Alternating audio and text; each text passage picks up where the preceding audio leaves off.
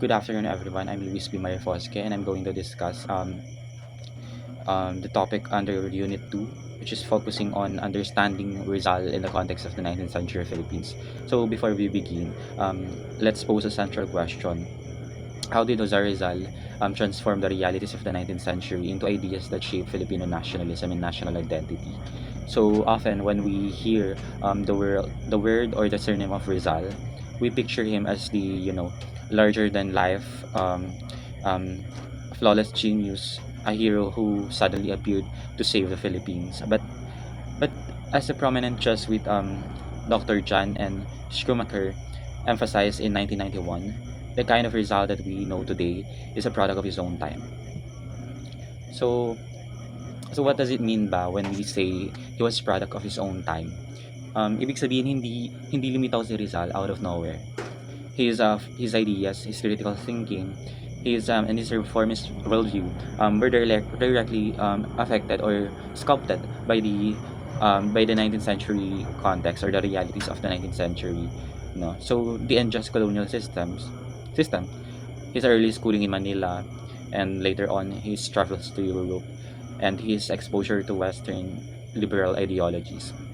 Those things or those factors help to build this identity that we know today. So living under Spanish colonial rule, no, it allowed him to witness firsthand the suffering of the ordinary Filipinos. So nakita niya mismo kung ano yung mga paghihirap na nangyari sa mga Filipinos at that time. So from his province, of course, in Calamba, Laguna, to systematic inequality. So instead of accepting those realities as unchangeable facts or as something na hindi na kayang palitan or tanggalin, he used or Rizal used his education and intellectual gifts to dissect and challenge the status quo. So nilabanan niya kung ano yung realities at that time, and ginamit niya yung pag-aaral at yung katalinuhan niya to challenge the status quo. Now, let's look at how Rizal actually responded to these socio-political challenges. So, seeing the corruption around him, Rizal didn't just complain or resort to blind hatred. So, hindi lang siya nagreklamo, hindi lang siya yung basta-basta na nakita niya na, pero wala siyang ginawa. But hindi siya rin nagmukmuk o basta lang nagalit, you know. He responded by dedicating his talents to peaceful reform and intellectual leadership. So ginamit yung katalinuhan niya to actually make changes or make reforms that could actually change the realities at that time. So through the propaganda movement in Madrid, no, binuo niya tong propaganda movement na to nung nasa Madrid siya, and journalism in La Solidaridad, or yung publishing group ay publishing, yung pag nagpa-publish sila ng mga news and yung mga statements nila against the injustices na naranasan ng mga Filipinos. And scholarly historical annotations, he advocated for equality before the law, freedom of expression, and representation in the Spanish Cortes or Spanish courts. So Schumacher stresses that Rizal responded to the needs of the time by awakening national consciousness rather than inciting violent hatred. So mas pinagtuunan ng pansin ni Rizal yung pagbuo ng isang reforma o isang movement of reform gamit ang talino niya and of course yung understanding niya sa realities ng Pilipinas at that time. Hindi siya nag-resort sa dahas, hindi siya gumamit ng kung anumang mga weapon, but instead he used his intelligence and understanding sa realities ng Pilipinas at that time. So for Rizal, genuine and lasting social reform must begin with education and critical thinking. So naniniwala siya na kahit palitan mo ang pamahalaan, i-challenge mo yung government, kung ang mamamayan ay nananatiling mangmang at walang moral integrity, panibagong uri ng pang-aabuso pa rin yung lalabas sa isang lipunan.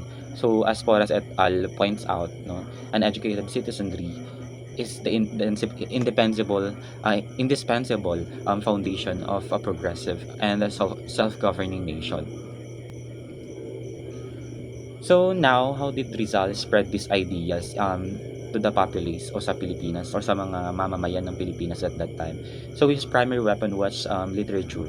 So Rizal understood na political speeches fade. Ibig sabihin, madaling mawala yung epekto or yung kahalagahan ng isang speech ng isang politiko. So, but he believes that storytelling touches hearts and opens eye ng mga Filipinos at that time. So in 1887, he published Noli Me Tangere as his first, as a tool na kung saan pinaglalaban niya yung or pinapakita niya yung realities ng Philippines. So in Noli Me Tangere, Rizal diagnosed the social cancer, no, of the Philippines through vivid symbolic characters. So tingnan natin muna yung mga character na nagre-represent dun sa realities ng Philippines. So first, si Padre Damaso, he represents the hypocrisy and blatant abuse of religious authority. So yun, pinapakita ni Padre Damaso o nirepresenta ni Padre Damaso yung paggamit ng religious authority para sa pansarili nilang kagustuhan. And secondly, si Cristoso Maybara represents the idealistic Western educated Filipino advocating for peaceful reform through education. So it's kind of reflecting, or it's kind of nire-reflect na yung ideologies ni Rizal, no? So parang pinapakita dito na si Cristoso Maybara ay isang representasyon ng kung saan kapag yung isang tao ay may ginamit niya edukasyon niya, it can actually give changes to the society. So third, si Elias, it symbolizes the oppressed masses who have lost faith in peaceful legal systems because of continuous injustice. So parang ang sinasabi dito, si Elias ay nagre-representa dun sa mga Pilipino na sobra na yung nararanasan nila, so hindi na nila kaya at kailangan na nilang gumawa ng isang aksyon, which is actually parang paggamit ng dahas to achieve justice. But yeah. And as historian Ambet Ocampo highlights, Maria Clara is often interpreted as a complex symbol of the Philippines itself. So maganda, refined, yet bound and helpless under colonial constraints. So ibig sabihin, nire-representa ni Maria Clara yung sitwasyon ng Philippines and kung gaano tayo hinold hostage ng colonial rule, no? So yun, those are the parang representations of literature of the works of Rizal at that time. 4 years later, no, in 1891, Rizal published El Filibusterismo, and if Noli was a diagnosis, El Fili was a stark warning. Ibig sabihin, dito na binubunyag at pinapakita ni Rizal yung malagim at madilim na katotohanan ng sitwasyon sa Pilipinas at that time. So through the dark, vengeful figure of Simon, Rizal demonstrated the frightening consequences of prolonged injustice. So pinakita rito na kapag ang mapayapang paghingi ng reforma ay paulit-ulit na tinanggihan, ito nagbubunga ito ng galit na at dito na magkakaroon ng kaguluhan or tahasang pagkondena doon sa mga authorities at that time. So however, no, as historian Leon Maria Guerrero notes in 1998, Rizal did not glorify violence in El Filibusterismo. So instead, Simon's failure serves as a solemn lesson, no, a revolution driven purely by revenge and hatred without moral purpose and educational backing is doomed to fail. So pinakita dito, no, yung talagang ideology ni Rizal na kung saan mariin niyang kinukondena yung paggamit ng dahas para makamit yung kalayaan na gusto natin. So sa paraan ng pagkamit ng kalayaan ay kailangan na i-condition muna natin yung isipan at yung puso ng mamamayan para sa gayon yung kalayaan ay maging totoong kalayaan at hindi lamang ito isang kalayaan na panandalian lamang. So building on those literary works, let's discuss Rizal's vision of Filipino nationhood.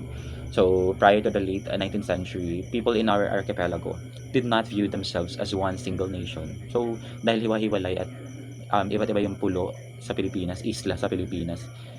So ang pagtingin ng mga tao sa kanila ay nakakahon sa rehiyon, Tagalog, Ilocanos, Kapampangan or Bisaya. So may sarili-sarili silang mga mundo. And Rizal was instrumental in expanding this narrow vision. So really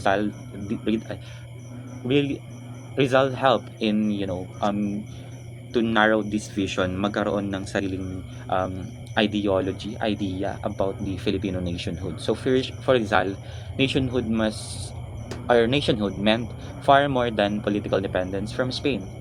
So a country could gain independence and still be tyrannical if its people remain corrupt and selfish. So mananatiling nakagapos yung kamay natin at yung mga paa natin sa mga Espanyol kung hindi hindi pa rin nakakalaya yung kaisipan ng mga tao, and that actually leads to corruption and selfishness, no? So envision a nation bound by shared identity, dignity, and a common aspirations.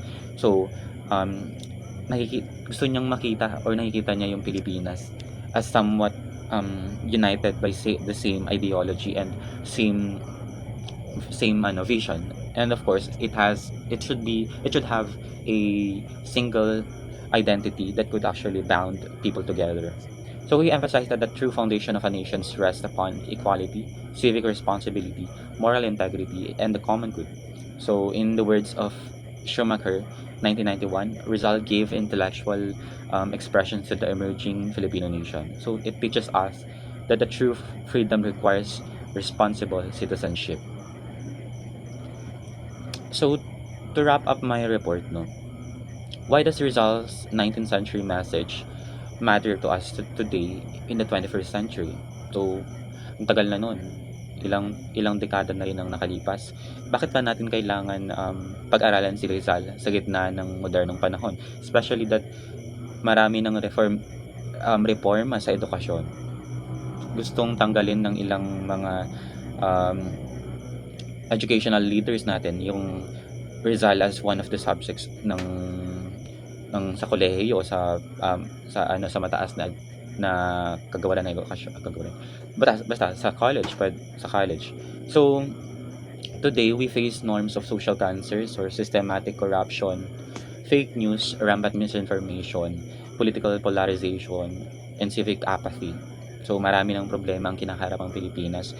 Actually medyo same sa realities ng panahon ni Rizal. So Rizal's emphasis on critical thinking, moral integrity, and active civic participation is more urgent than ever. Ibig sabihin, mas kailangan natin yung pagpapahalaga sa critical thinking. Kailangan hindi mangmang ang mga tao. Kailangan nating i-educate ang mga tao so that we can have a single understanding of our realities here in the Philippines, especially at this moment in time, kasi marami na tayong mga naranasan na problema na maharap ay na nag-endanger doon sa identity natin as Filipinos. And of course, kailangan na rin nating pumilos at magkaroon ng isang hangarin para sa Philippines na hindi lamang tayo matatawag na Filipino, but of course nagre-reflect yung kilos at gawi at kilos natin doon sa gusto ni Rizal, and of course sa kapakanan din naman natin as Filipinos. So as I summarize this topic and this discussion, the 19th century world of colonial oppression shaped Rizal. Malaking bagay at may talagang direktang epekto yung realities ni Rizal o realities ng society ni Rizal at that time sa kung paano natin nakikita si Rizal ngayon sa ating panahon ngayon. So of course, Rizal in turn shaped our nation by transforming those historical struggles into timeless ideas. So hindi natin mapagkakaila na ang mga works ni Rizal ay isa sa mga ginagamit natin ngayon for us to better shape our society into a more more effective society na kung saan nagki-cater tayo or in-uphold natin yung rights and responsibilities natin as a nation and as a community and as a member of our society. So yon. So lastly, I want to leave everyone this very good question that is, you know, that touches the lives of every Filipinos. Yeah. So if one person armed only with ideas could awaken a nation, what excuse do we have for remaining indifferent today?